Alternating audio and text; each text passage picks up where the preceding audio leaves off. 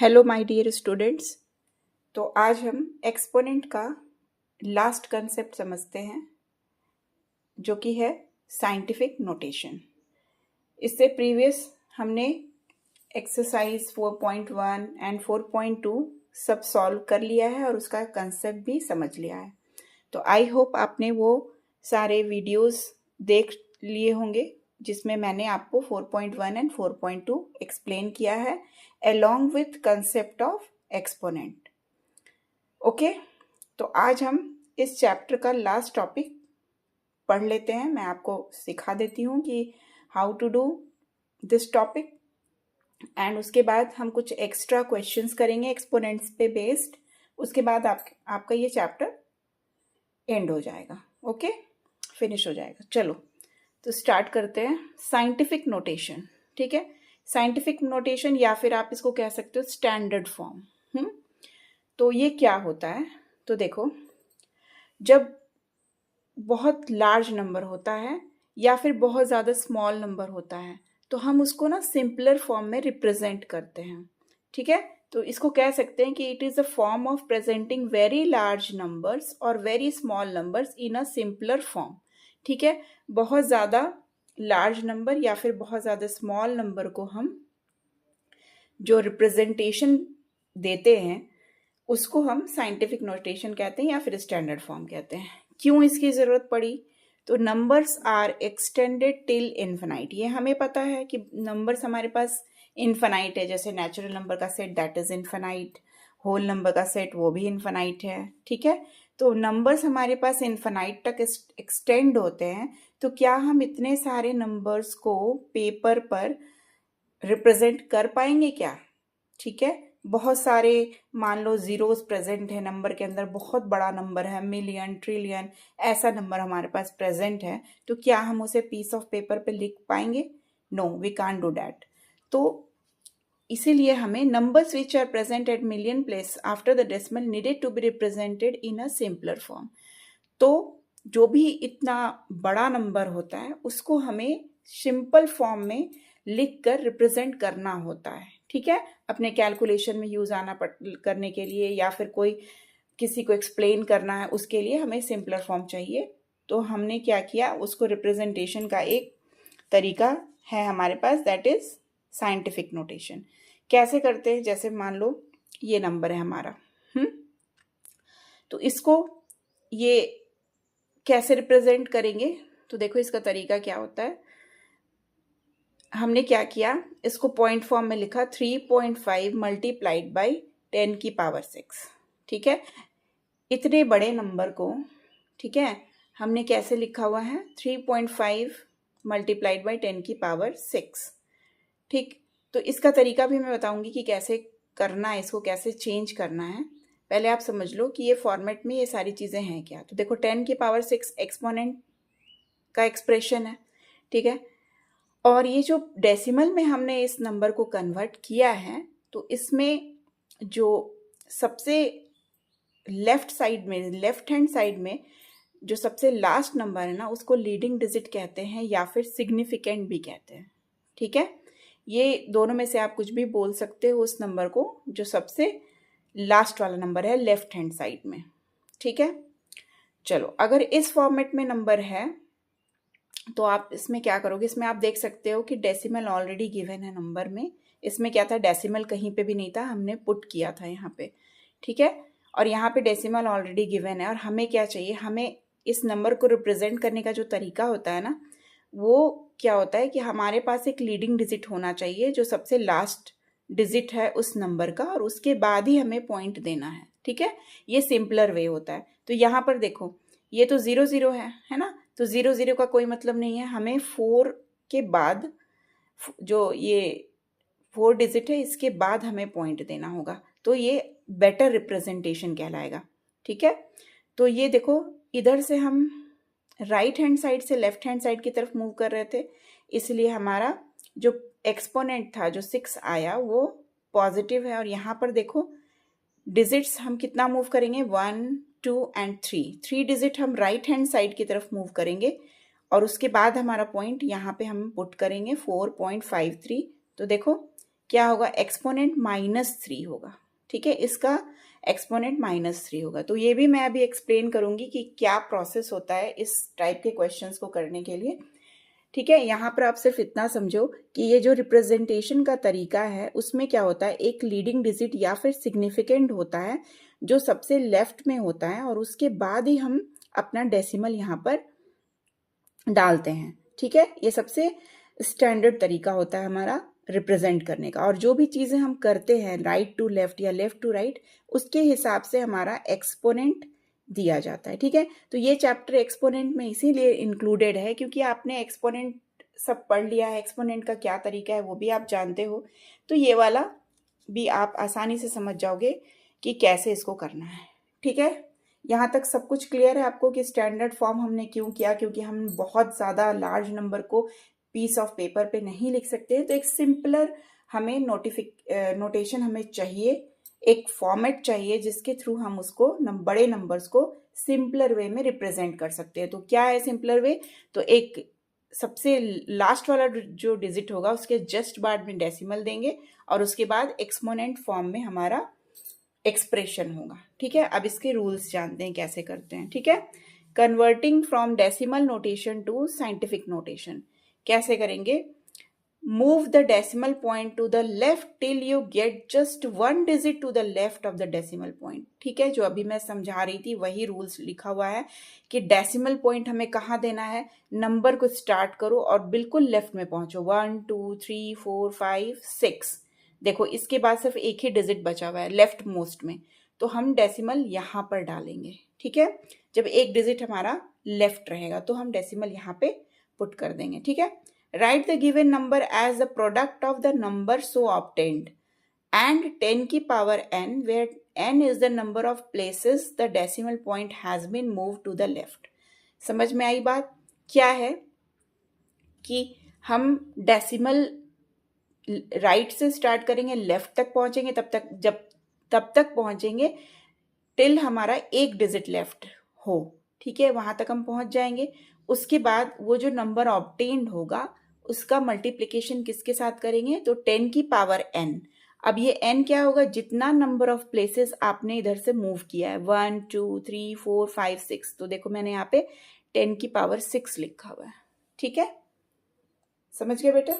तो यही है रूल हमारा कि हम ना राइट हैंड साइड से स्टार्ट करते हैं डेसिमल को पुट करने के लिए और हम लेफ्ट तक जाते हैं टिल हमें एक डिजिट बचता है लेफ्ट मोस्ट में, दैट इज लीडिंग डिजिट और सिग्निफिकेंट, और उसके बाद हम उस नंबर को जो मिला हमें उसे मल्टीप्लाई करते हैं 10 की पावर n फॉर्मेट में, और n क्या होता है, जितना प्लेसेस हम राइट से लेफ्ट मूव किए हुए हैं। ठीक है, और अगर इस केस में देखो अगर ऑलरेडी डेसिमल दिया हुआ है तो अभी मैंने आपको एक्सप्लेन किया है, एक बार और करती हूँ कि अभी भी मुझे क्या चाहिए, इसी फॉर्मेट में चाहिए कि एक डिजिट होना चाहिए रादर देन 0, एक डिजिट होना चाहिए यहाँ पे, उसके बाद ही पॉइंट देना है। तो यहाँ से जब हमने मूव किया तो हम क्या कर रहे हैं, लेफ्ट टू राइट मूव कर रहे हैं, यहाँ राइट टू लेफ्ट मूव कर रहे हैं, यहाँ लेफ्ट टू राइट, तो इस केस में नेगेटिव पावर हो जाएगा। ठीक है बेटा, यहाँ पे नेगेटिव एक्सपोनेंट हमारा हो जाएगा। ठीक है, वैसे आपको इस लेवल पे आई थिंक सिर्फ इस टाइप के नंबर्स गिवन एक्सरसाइज के अंदर, फिर भी मैंने आपको ये समझा दिया कि कभी अगर क्वेश्चन चेंज करके आपके पास आ जाए एग्जाम में, then don't be excited, anxiety में मत आना। ठीक है, कि क्या होगा, ऐसे क्या हो जाएगा, बट कुछ भी नहीं होगा। इधर मूव करेगा लेफ्ट टू राइट तो नेगेटिव पावर, और उधर से मूव करेगा तो पॉजिटिव पावर। ठीक है, ये हमारा रूल है। ठीक है, चलो अब साइंटिफिक नोटेशन से डेसिमल नोटेशन में कैसे कन्वर्ट करेंगे, तो क्या करेंगे, सिंपली मैं आपको इससे एक्सप्लेन कर देती हूँ। जैसे ये 5.37 है मल्टीप्लाइड बाई 10 की पावर 4, तो अब हम क्या करें, डेसिमल हमें रिमूव करना है, तो डेसिमल रिमूव करने के लिए हमें इधर से इधर मूव करना होगा। ठीक है, तो जैसे अभी मैंने आपको बताया कि इधर से जब इधर मूव करते हैं तो क्या होता है, जितना प्लेसेस हम मूव करेंगे उतना ही पावर में सब्सट्रैक्ट हो जाएगा। देखो -3 था यहाँ पे, तो यहाँ पर कितना पावर, 2 बार हम मूव कर रहे हैं इस डेसिमल को रिमूव करने के लिए, तो इसमें से -2 कर देंगे, तो क्या हमारे पास रिमेनिंग क्या आएगा, 537 10 की पावर 2, और वही हमारा आंसर हो जाएगा। ठीक है, यही चीज़ लिखा हुआ है, ये इसी चीज़ को इस रूल में एक्सप्लेन किया हुआ है। ठीक है, तो आई थिंक आपको ये समझ आ गया होगा कि कैसे दोनों चीज़ें करेंगे हम, है ना। साइंटिफिक नोटेशन में कैसे चेंज करेंगे, और अगर क्वेश्चन गिवन है साइंटिफिक नोटेशन में तो हम उसे डेसिमल नोटेशन में यूजुअल फॉर्म में कैसे करेंगे। Okay, clear. तो अब हम एक्सरसाइज की तरफ प्रोसीड करते हैं और एक्सरसाइज में देखते हैं कि क्वेश्चंस कैसे गिवन है और हम उसको सॉल्व कैसे करेंगे। ठीक है, चलो। तो दिस इज एक्सरसाइज 4.3। क्वेश्चंस काफ़ी इजी थे, इसलिए मैंने पहले से सॉल्व करके इसको रखा हुआ है। आपको मैं एक्सप्लेन करते चली जाऊंगी, और आपने अगर एक बार कंसेप्ट सीख लिया तो आप इजीली इसको कर लोगे। ठीक है, क्वेश्चन नंबर फर्स्ट है, write the following numbers in standard form और scientific notation, anything they can ask you. तो पहला देखो, इसमें बहुत सारे क्वेश्चंस थे बट मैंने 3 क्वेश्चन किया है आपके लिए। ठीक है, ये देखो नंबर, ये हमें दिया हुआ है 39,087.8, ये दिया हुआ है। इसको हमको स्टैंडर्ड फॉर्म में करना है, स्टैंडर्ड फॉर्म में नहीं है, पॉइंट इधर है, पॉइंट हमारा इधर होना चाहिए। ठीक, तो देखो कितना प्लेसेस मूव करेंगे हम, 1 2 3 4 करके यहाँ पे आ गया, ये लीडिंग डिजिट है, और 10 की पावर एक्सपोनेंट में क्या गया बेटा, 4। ओके, एज पर rule I have explained you. Now here look how many zeros are there, 1 2 3 4 5 6. Okay, and here we will put the point, so 7.0 you can write it. ठीक है, एंड 10 की power 6, क्योंकि देखो बेटा यहाँ पे 7 पॉइंट करके तो नहीं छोड़ते ना, 7.0 तो लिखना होता है ना, ऐसे सही नहीं होता रिप्रेजेंटेशन की। 7 पॉइंट आपने किया है, 7 पॉइंट के बाद 0 तो एक डालना बनता है ना, तभी तो वो प्रॉपर हमारा होगा रिप्रेजेंटेशन। तो 6 प्लेसेस क्यों नहीं हमने मूव किया है, तो 10 की पावर 6। अभी देखो यहाँ पर क्या है, नंबर हमारा ये है ना, तो ये हम ये चारों लेंगे, ये चारों डिजिट हम लेंगे अपने रिप्रेजेंटेशन में। ठीक, ऐसा नहीं कि 7.0 करके ये 4 को जाने देंगे, ऐसा नहीं होता है, क्योंकि यहाँ पे और कोई डिजिट नहीं था नंबर के अंदर, सारे 0 ही प्रेजेंट थे, इसलिए हमने ऐसा किया। यहाँ पर हम इस 4 को भी इंक्लूड करेंगे, तो देखो 1 2 3 4 5 6 7 8, ठीक है, 9 एंड यहाँ पे देखो, यहाँ पे 70 है ना, 10। ठीक है, तो हम कितना डिजिट इधर से मूव कर रहे हैं, 10 डिजिट्स मूव कर रहे हैं। ठीक है, तो यहाँ पे पॉइंट हमने दे दिया लीडिंग डिजिट के बाद, और ये तीनों डिजिट हमने इंक्लूड किया है अपने नंबर में, और 10 की पावर यहाँ पे 10 डाला है, क्योंकि हम 10 डिजिट इधर से 10 प्लेसेस मूव कर रहे हैं।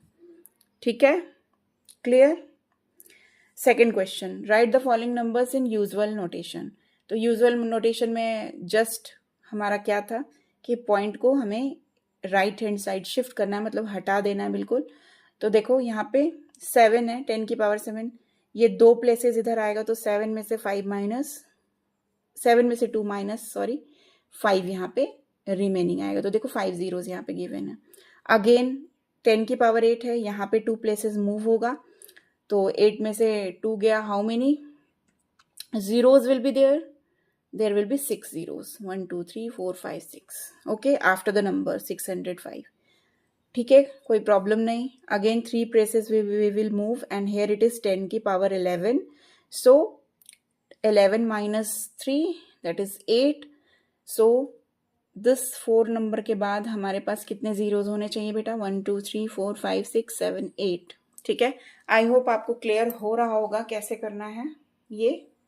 यहाँ तक कोई दिक्कत, अगर कोई भी प्रॉब्लम हो तो प्लीज़ मुझे कमेंट बॉक्स में जाके बताइएगा कि किस क्वेश्चन में क्या प्रॉब्लम रह गया अभी भी। ठीक है, चलो आगे प्रोसीड करते हैं। क्वेश्चन नंबर 3 था, हमें स्टेटमेंट दिया हुआ था, स्टेटमेंट को हमें कन्वर्ट करना था स्टैंडर्ड फॉर्म में। तो इसमें भी 2 क्वेश्चन मैंने किया हुआ है, बाकी के क्वेश्चन आप खुद कर लोगे, काफ़ी ईजी है। ठीक है, the distance between the earth and the moon is इतना गिवन, कितना हो जाएगा बेटा, तो ये क्या करेंगे, काउंट करो और इसको कन्वर्ट करो। ठीक है, तो देखो ये काफ़ी लार्ज नंबर है हमारा, है ना, 1 10 100 1000 10,000 लाख 10 लाख।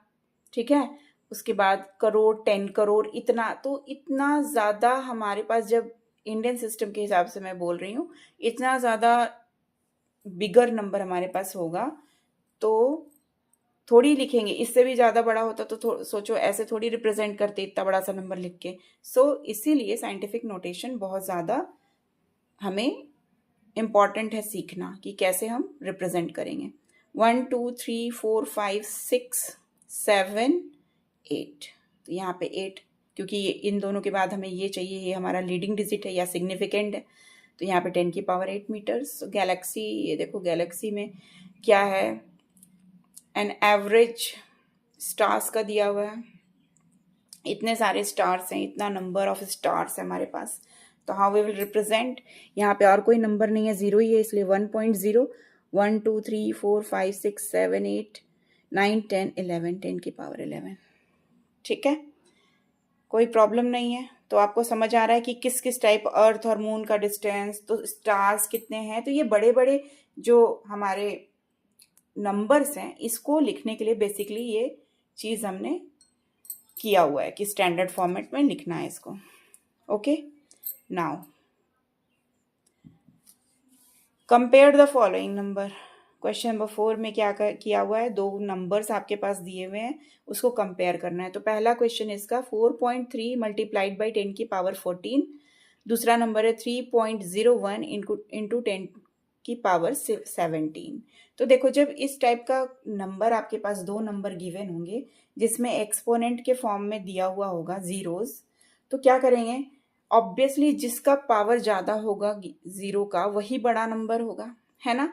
क्योंकि इसको मत देखना, पावर को देखना, क्योंकि अब इसको आप ओपन करके लिखोगे तो इसके साथ ना ज़ीरोज़ लगेंगे और इसके साथ भी ज़ीरोज़ लगेंगे, तो ज़्यादा बड़ा क्वांटिटी ये वाला हो जाएगा, है ना, ये ज़्यादा बड़ा क्वांटिटी हो जाएगा। तो इस टाइप में जब हमारा क्या होता है, पावर डिफरेंट दिया रहता है, दोनों जो जिसमें कंपैरिजन हमें करना है, पावर अगर डिफरेंट है और जो बड़ा पावर वाला होगा नंबर वही हमारा ग्रेटर नंबर होगा, तो this one will be greater than this. Okay, तो ये क्लियर हुआ आपको, कुछ भी डाउट तो नहीं रह गया इसमें, कैसे करेंगे। चलो अब इसके आगे प्रोसीड करते हैं।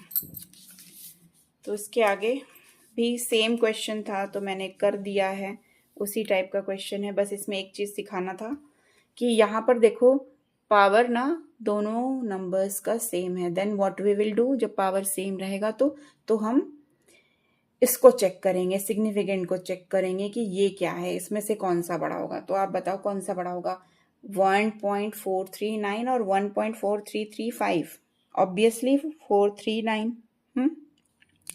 तो 1.439 मल्टीप्लाइड बाई 10 की power 12 will be greater than this one. ठीक है, तो जब पावर सेम रहेगा तो नंबर को देखना कौन सा सिग्निफिकेंट हमारा जो है उसको चेक करना कि कौन सा बड़ा होगा कौन सा छोटा होगा। ठीक, अब देखो बेटा, expanded exponential form, expanded form आप सबने पढ़ा है बचपन में, है ना, तो ये ज़्यादा डिफिकल्ट है नहीं, आप खुद से भी कर सकते हो। नंबर दिया हुआ है ये हमारे पास, इसको हम एक्सपैंडेड फॉर्म में ओपन कर देंगे। ठीक है, यहाँ पर मेन आपको सीखना क्या है कि आपने पढ़ा है, ये देखो इसको पहले मैंने एक्सपैंडेड फॉर्म में पूरा एक्सपैंड किया है, तो 6 क्या है, वंस प्लेस पे है तो 1 मल्टीप्लाइड होगा, 0 टेंस प्लेस पे है तो 10 मल्टीप्लाइड होगा, 9 100 प्लेस पे है तो 100 मल्टीप्लाई होगा, इसी तरह से प्रोसीड हो जाएगा सारा। ठीक है, उसके बाद नेक्स्ट स्टेप में क्या करोगे, आप जितना भी जीरो है ना यहाँ पे, ये काउंट करके एक्सपोनेंट के फॉर्म में लिख दोगे, सारे जगह पे एक्सपोनेंट के फॉर्म में लिख दोगे। क्लियर है, उसके बाद हमें पता है कि anything power 0 is equal to 1 होता है, ये हमने सीखा एक्सपोनेंट में। तो यहाँ पे 1 को क्या लिख दिया, 10 की पावर 0। ठीक है, ताकि ये एक जैसे फॉर्मेट में आ जाए। उसके बाद नेक्स्ट स्टेप में क्या करेंगे, जो 0 वाला ना एक्सप्रेशन है पूरा वो हटा देंगे, क्योंकि 0 multiplied by anything will be 0, तो सिर्फ जो नंबर्स के साथ जो मल्टीप्लिकेशन में है ना वो सारे लिख देंगे, ये हमारा एक्सपोनेंशियल फॉर्म हो जाएगा। ठीक है, क्लियर। तो इस टाइप के और भी क्वेश्चंस होंगे आपके एक्सरसाइज के अंदर, वो आप सॉल्व कर लेना। Find the number from each of the expanded form, expanded form given है बेटा and you have to calculate the number. तो क्या करना है, इसको एक्सपैंड कर देना जो भी गिवन है, और जो इसमें प्रेजेंट नहीं है, जैसे देखो 10 की पावर 4 है, 10 की पावर 3 वाला प्रेजेंट नहीं है, तो क्या करेंगे, वो हम ज़ीरो के साथ मल्टीप्लाई कर देंगे, है ना, ज़ीरो के साथ मल्टीप्लाई करके लिख देंगे। सारे टर्म्स हमें लिखने हैं टिल 10 की पावर 0, यानी जो जो प्रेजेंट नहीं है वो हम क्या करेंगे बेटा, ज़ीरो के साथ मल्टीप्लाई करके लिख देंगे। ठीक है, okay. Now this is 7। Now add कर दो, ये तो 0 हो जाएगा, ये भी 0 हो जाएगा, तो ऐड कर दो सारे प्लेस वैल्यू के अकॉर्डिंग और ये तुम्हारा नंबर आ जाएगा। ठीक है, तो ये एक्सरसाइज मैंने सॉल्व करके आपको दिखा दिया है कैसे सॉल्व करते हैं। ठीक है, बाकी के क्वेश्चंस आप खुद से कर लेना। It is now much easier for you to do this. चलो बेटा, अब नेक्स्ट करते हैं कुछ एक्स्ट्रा क्वेश्चंस। ठीक है, कुछ एक्स्ट्रा क्वेश्चंस जो थोड़ा डिफरेंट फॉर्मेट में गिवन है वो करते हैं, जो कि बेस्ड है एक्सपोनेंट के ऊपर। ठीक है, इसको बस इस तरह का एक तो क्वेश्चन मैंने एक्सरसाइज में सॉल्व करके दिखाया है 4.2 में, बट अभी क्या है ना, थोड़ा सा लेवल बढ़ाकर मैं 2-3 क्वेश्चन आपके सामने सॉल्व कर रही हूँ कि आपके सामने अगर एग्जाम में इस टाइप के क्वेश्चन आए तो कैसे करोगे। ठीक है, तो देखो फर्स्ट क्वेश्चन है 10 मल्टीप्लाइड बाई 5n+1, फिर एक एडिशन का साइन है, फिर 25 मल्टीप्लाइड बाई 5 की power n, division 3 multiplied 5n+2 plus 10 into 5n+1। ये हमारा गिवन क्वेश्चन है। ठीक है, इसको हमें क्या करना है, सिंप्लीफाई करके सिंपलर फॉर्मेट में इसको लिखना है। ठीक है, इसको सिंप्लीफाई करके क्या आंसर आएगा वो लिखना है। तो देखने में थोड़ा डिफिकल्ट लग रहा होगी, what is this type of question you haven't solve yet, so let's see how you will solve. तो मैंने क्या बोला था कि जो नंबर हम एक्सपोनेंट के फॉर्म में कन्वर्ट कर सकते हैं वो हम कन्वर्ट करने की कोशिश करेंगे, ताकि हमारा क्वेश्चन इजी से सॉल्व हो जाए। जहाँ पे वो डिवाइड हो सकता है वो डिवाइड हो जाए एंड ऑल। ठीक है, तो देखो यहाँ पे 5, ये इस 10 को can we write like this, लिख सकते हैं। चलो लिख दिया। एक क्वेश्चन मैं करूंगी ना, उसके बाद आपको समझ आएगा कि इस तरह से ब्रेक करके लिखने का से हमें क्या यूज होता है। सब सारे एक्सप्रेशंस को अगर हम ब्रेक करके लिखेंगे तो क्वेश्चन कैसे इजियर में सॉल्व हो जाएगा, इजी वे में। ठीक है, यहाँ तक तो क्लियर है बेटा, बिल्कुल अच्छे से क्लियर है। मैंने कुछ भी नहीं किया, 10 को 2 मल्टीप्लाइड बाई 5 किया है, बाकी सारी चीज़ों को वैसे ही रहने दिया, और 25 को 5 का स्क्वायर लिखा है, जो कि हम लिख सकते हैं, no doubt. Now tell me one thing कि ये जो 5n+1 आया है बेटा, ये कैसे आया होगा। देखो तो ऐसे आया होगा, 5 की पावर n मल्टीप्लाइड बाई 5 की पावर 1, प्रोडक्ट लॉ लगेगा जो कि आप पढ़ चुके हो, और ये ऐसे आया होगा, है ना, ऐसे ही आया होगा ये। तो चलो इसको ब्रेक करते हैं। 2 इंटू 5, 5n इंटू 5 की पावर 1, 5 की पावर 1 लिखो या 5 लिखो, बात सेम ही है। ये 5 का स्क्वायर हो जाएगा, ये 5n हो जाएगा।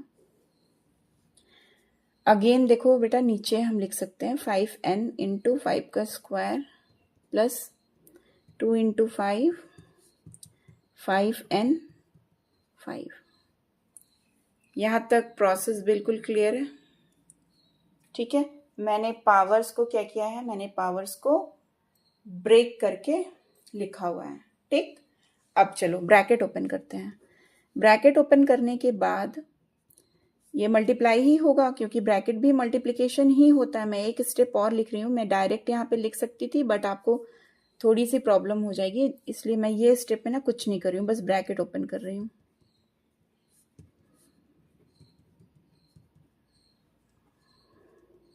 Okay, now see, can we write this 5 and this 5, 1 + 1 5 का 2 लिख सकते हैं भाई। 5 मल्टीप्लाइड बाई 5 क्या होगा, 5 का स्क्वायर लिख सकते हैं ना, तो वो लिख दिया। क्यों ऐसा कर रहे हैं ना, अभी क्लियर हो जाएगा।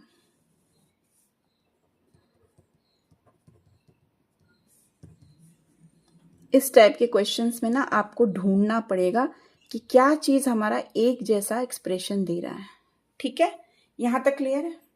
यहाँ पे भी मुझे 2 5 दिखाई दिया तो 5 की पावर 2 कर दिया मैंने, यहाँ पे भी दिखा तो देखो इससे हुआ क्या, can you see this expression, this expression, this and this all are same.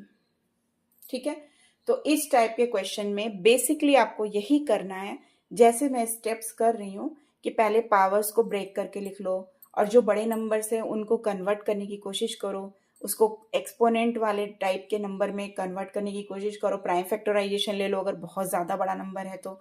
उसके बाद देखो कि कौन कौन सा पार्ट कॉमन जा रहा है। ठीक है, कॉमन जाने से क्या होगा, 5 की पावर n मल्टीप्लाइड बाई 5 का स्क्वायर मैंने ऊपर वाले एक्सप्रेशन से कॉमन लिया। यहाँ क्या बचा बेटा, यहाँ ये कॉमन उठा लिया मैंने, ये वाला बाहर कर लिया और ये वाला बाहर कर लिया, तो यहाँ 2 बचा, बीच में प्लस का साइन, और यहाँ से ये पूरा मैंने बाहर ले लिया है तो यहाँ पे 1 बचा।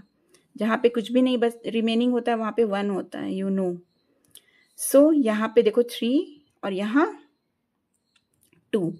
अब देखो बेटा, ये जो मैं कॉमन ले रही थी ना, क्यों ले रही थी, क्योंकि सिंप्लीफिकेशन में ना हम कोशिश करेंगे कि जो पावर वाला पार्ट है ना, जैसे पावर n है, x है, anything you have given in the question, उसको आप रिमूव कर सको। ये रिमूव हो जाएगा, 1 बार में डिवाइड हो जाएगा। रिमूव होके देखो हमारा आंसर सिंपली ये आ गया। ठीक है, तो देखो कैसा सा क्वेश्चन था और आंसर देखो कितने सिंप्लीफाइड वे में आ गया है ना। तो क्वेश्चन देख के बिल्कुल भी घबराना नहीं है कि क्या ही लिखा हुआ है। अगर आप उसको स्टेप बाय स्टेप एक एक चीज जैसे मैं बता रही हूँ, इसलिए मैं ये एक्स्ट्रा क्वेश्चन करा रही हूँ। ठीक है, वैसे तो हमारा एक्सरसाइज खत्म हो गया है, बट मुझे लगा कि आप लोगों को थोड़ा सा और इसमें कुछ क्वेश्चंस कराया जाए ताकि आपका कंसेप्ट और क्लियर हो जाए। तो कुछ अलग टाइप के क्वेश्चंस मैंने यहाँ पे करवाए हैं, तो ये आपको आई होप समझ आया होगा, है ना बेटा। सो एक क्वेश्चन मैं आपको दे रही हूँ, प्लीज डू इट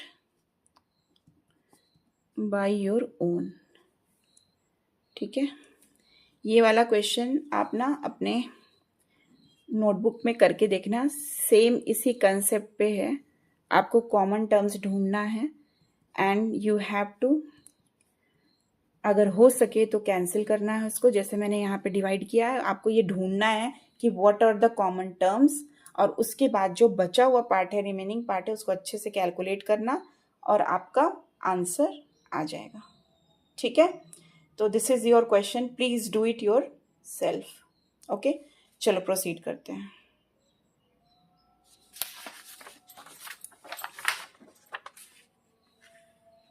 अब ये दूसरा क्वेश्चन है। ओके, चलो देखते हैं यहाँ पे क्या करना है। तो सॉल्यूशन इसका देखो, यहाँ पे भी मैं क्या करूंगी, I have shown you how it is. ये n 2 की पावर n रहा होगा और ये 2 का स्क्वायर रहा होगा, तो दोनों का एडिशन करके ये आया होगा, है ना। यहाँ पे भी देखो ऐसे कर सकते हैं, और 12 को क्या लिख सकते हैं बेटा, 4 × 3। यहाँ पे 2 की पावर 1 लिखो या 2 लिखो, ये तो आप कर सकते हो। एंड यहाँ पे देखो n है। अच्छा बेटा n-1 है, तो can I right this like, ठीक है, कैसे, देखो अगर ऐसे रहा होगा ये एक्सप्रेशन, तो इसको एक्सपोनेंशियल फॉर्म में ऐसे ही तो लिखेंगे, डिवीजन रूल लगाएंगे। तो we can write it like this, और यहाँ पे ये 4 है। ठीक है, यहाँ कुछ नहीं कर सकते हैं, right it like this only. यहाँ पे भी 2 इन ऐसे लिखेंगे, 4 को 2 का स्क्वायर लिख सकते हैं। ठीक है, हर एक स्टेप में मैं एक एक चीज ही लिख रही हूँ, सॉल्व कर रही हूँ, ताकि आपको ना अच्छे से क्लियर हो जाए। और आप भी ऐसे ही करना, बिल्कुल भी एक साथ 2-3 स्टेप करने की कोशिश मत करना। पहले आप मास्टर हो जाओ इस टॉपिक में, बहुत सारे क्वेश्चन सॉल्व कर लो, and after that you can do this. ठीक है,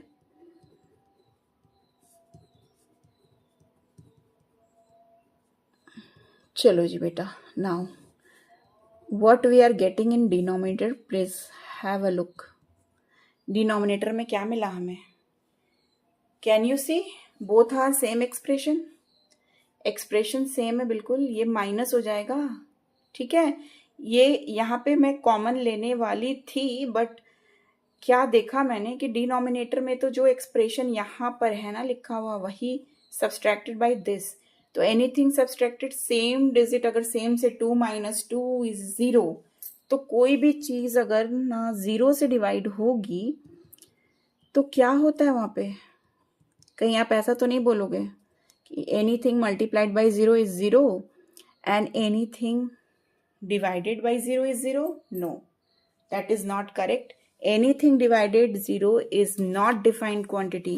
ये क्या होता है? Not defined. इसका definition अभी तक हमने नहीं ढूंढा है कि ये क्या क्वांटिटी है. 1/0 नहीं हो सकता है. ठीक है, तो 7 के लेवल पे, क्लास 7 के लेवल पे अभी आप इतना जानो कि anything upon 0 is not defined quantity. इसका पूरे अच्छे से एक्सप्लेनेशन आपको बड़े क्लासेस में मिलेगा, मैं आपको एक्सप्लेन करूंगी, लेकिन अभी 7 के लेवल पे आप इतना ही समझो. ठीक है, तो ये क्वेश्चन देखा कि मैंने क्या किया, पूरा सिंप्लीफाई किया इस क्वेश्चन को, और लास्ट में क्या मिला मुझे कि डिनोमिनेटर 0 हो रहा है बाई चांस. अगर 0 नहीं हो रहा होता तो देखो 2 की पावर n मैं कॉमन ले लेती, है ना. 2 की पावर n और 2 मैं कॉमन लेती, क्योंकि यहाँ का 2 का स्क्वायर प्रेजेंट है, यहाँ भी 2 का स्क्वायर प्रेजेंट है. तो चलो ये वाला एक्सप्रेशन मैं ऊपर से ले लेती और डिनोमिनेटर से 2 की पावर n मल्टीप्लाइड बाई 2 ये ले लेती. बट यहाँ पे केस दूसरा हो गया, तो केस कुछ भी हो सकता है, इसीलिए मैंने आपको इस टाइप का एक क्वेश्चन शो किया कि कोई भी केस हो सकता है, घबराना नहीं है, 0 भी आ सकता है, कुछ भी हो सकता है. ठीक है, चलो नेक्स्ट क्वेश्चन. ये थोड़ा डिफरेंट है. ठीक है, I am trying to show you different types of question, ताकि किसी भी तरह का क्वेश्चन आए यू कैन सॉल्व इट. 9 का पावर 8 है. कैन वी राइट 9 3 का square? Yes we can write. और can we write 8 2 multiplied by 5 that is 10. चलो एक स्टेप मैं इंक्रीज कर देती हूँ. 27 को 3 का क्यूब लिख सकते हैं. एक्सपोनेंट पढ़ पढ़ के आपको एकदम आइडिया हो गया होगा, हो रहा होगा इतना तो.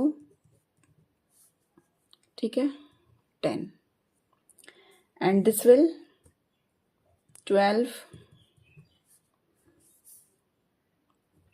ओके, नाउ इन दोनों में क्या लगेगा बेटा? Division rule. इन दोनों में डिवीजन रूल. तो डिवीजन रूल क्या कहता है? Subtract the power.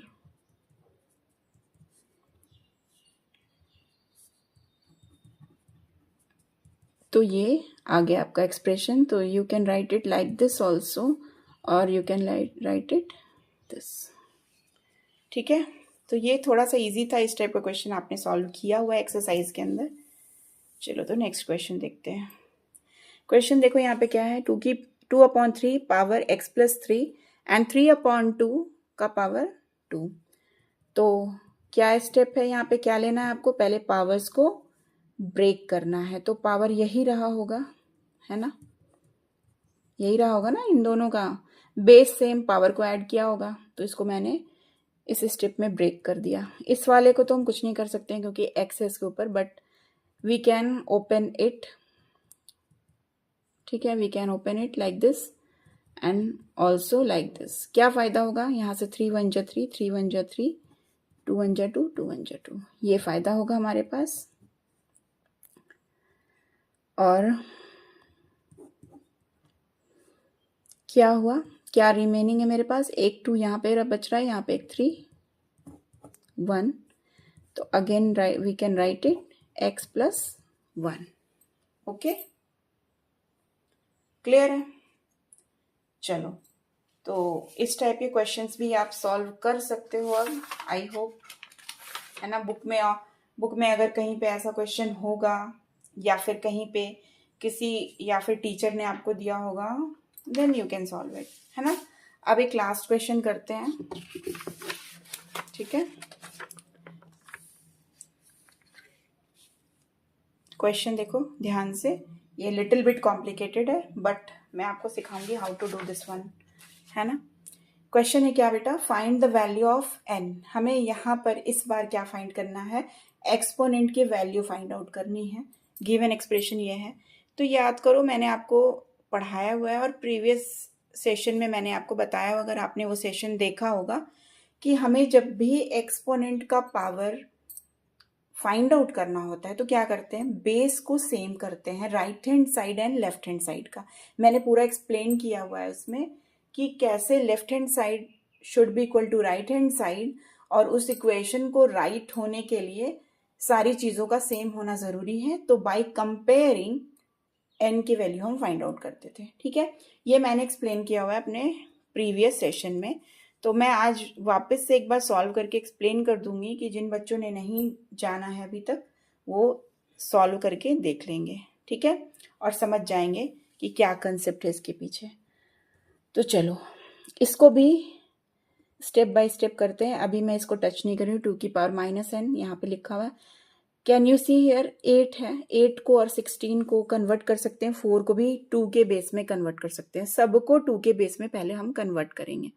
ठीक है, इधर 16 भी कन्वर्ट हो सकता है। तो जब हमें ऐसा लगे क्वेश्चन में कि सारा गिवन एक्सप्रेशन किसी एक नंबर के बेस और एक्सपोनेंट के फॉर्म में कन्वर्ट हो सकता है, then we will try it. Okay, so करेंगे हम। तो 2 का क्यूब पावर 2n+1, यहाँ पे देखो 2 का पावर 4 होता है 16, 2n, और यहाँ पर 2 का square 3n is equal to 1/16 है, तो 2 की पावर 4 कर देते हैं। स्टेप क्लियर है बेटा आपको? कुछ नहीं किया मैंने, 8, 16 और 4 को कन्वर्ट किया है एक्सपोनेंशियल फॉर्म में, ताकि और भी आसानी से सारा बेस 2 में आ जाए। ठीक है, चलो नाउ ये 3 देखो बेटा, बहुत ध्यान से मल्टीप्लिकेशन करना। मैंने अपने स्टूडेंट्स को देखा है ना कि ये मल्टीप्लिकेशन करते समय ये वाले 1 को वो भूल जाते हैं, इग्नोर कर देते हैं। ठीक है, तो मैं अपने खुद के पर्सनल एक्सपीरियंस से बता रही हूँ, बहुत सारे स्टूडेंट्स को देखा है मैंने ये रॉन्ग करते हुए, तो आप मत करना। Can we write it like this? Yes of course, we have studied this rule. ठीक है, कि अगर पॉजिटिव है तो वो ऐसे निगेटिव हो जाता है। दिस वन रूल हमने पढ़ा हुआ एक्सपोनेंट में। ओके, चलो जी, तो ये मैंने कर दिया है। ये नेगेटिव है तो क्या इसको पॉजिटिव कर दें, नीचे ले जाके कर दें या नहीं करें? चलो रहने दो भी, कोई बात नहीं। नाउ ये मल्टीप्लाई करके देखो क्या हो जाएगा, 6n+3, ये हो जाएगा 8n, और यहाँ पर क्या हो जाएगा 6n। ओके, 2 की पावर -4। चलो जी, अब आप देख रहे हो कि base is same and expressions are in multiplication. So what we will do, we will apply product rule. Simple, product rule apply कर दो। तो प्रोडक्ट रूल में क्या होता है, सारा पावर्स क्या है, एडिशन में जाएगा।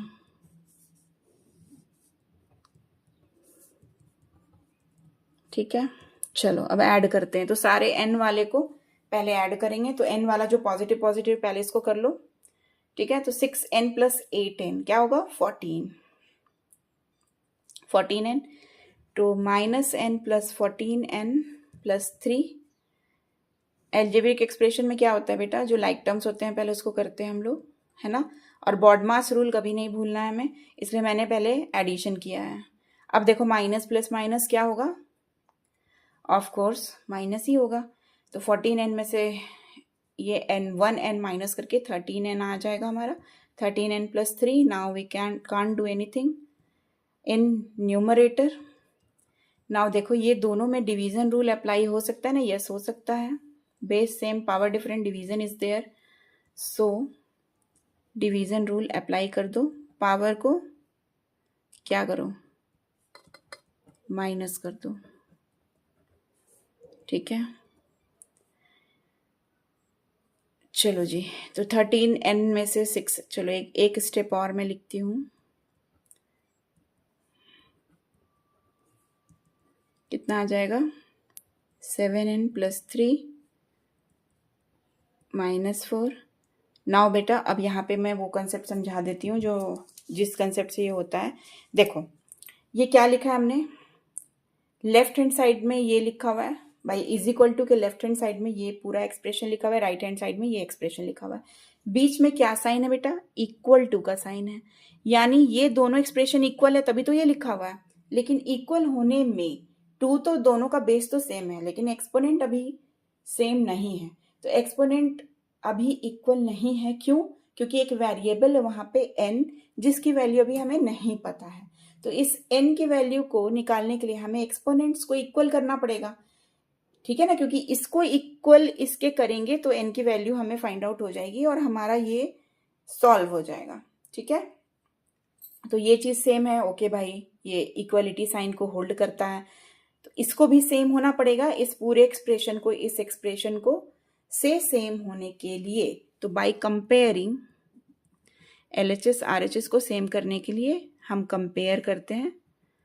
ठीक है ना, और देखो कंपेयर करने से भाई this will equal to this, तभी हमारा ऊपर का जो इक्वलिटी साइन है वो होल्ड करेगा और हमारे पास जो वैल्यू आएगा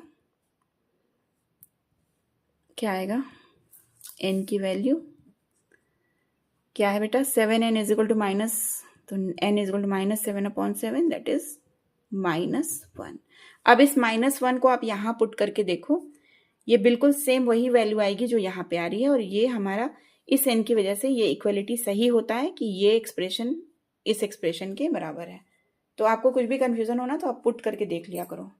तो इसको इक्वल होने की वजह से ही ये पूरी इक्वलिटी सही होगी कि दिस इक्वल टू दिस जो आपने लिखा है उसको सही करेगा ये n का वैल्यू, इसलिए हम लोग कंपेयरिंग मेथड से n निकालते हैं। ठीक है, तो ये बहुत इंपॉर्टेंट था सीखना, और ऐसा मैंने कंपेयरिंग मेथड से एक्सरसाइज के अंदर छोटे छोटे क्वेश्चंस करवाए हैं। वो इतना ज़्यादा बड़ा नहीं था, क्वेश्चंस छोटे छोटे क्वेश्चंस थे, इतना कॉम्प्लिकेटेड टाइप नहीं था। तो ये भी ज़्यादा कॉम्प्लिकेटेड नहीं है, लेकिन फिर भी है 7th क्लास के बच्चों के लिए। तो ये मैंने इसको देखो स्टेप बाय स्टेप किस तरह से सॉल्व किया है। तो आप इसको ज़रूर, जितने भी क्वेश्चंस मैंने आपको कराए हैं, आप इसको एकदम प्रैक्टिस करना, लिख लेना को अपने नोटबुक में एंड उसको प्रैक्टिस करना। और इस टाइप के और भी क्वेश्चंस अगर आपको कहीं से मिलते हैं तो प्लीज़ सॉल्व करो उसको, और इस तरह से एक्सपोनेंट आपका पूरे अच्छे तरह से क्लियर हो जाएगा। आई होप हो जाना चाहिए। ठीक है, तो do practice all this questions along with all concepts। उसके बाद हम लोग नेक्स्ट चैप्टर की तरफ प्रोसीड करेंगे। Okay, thanks.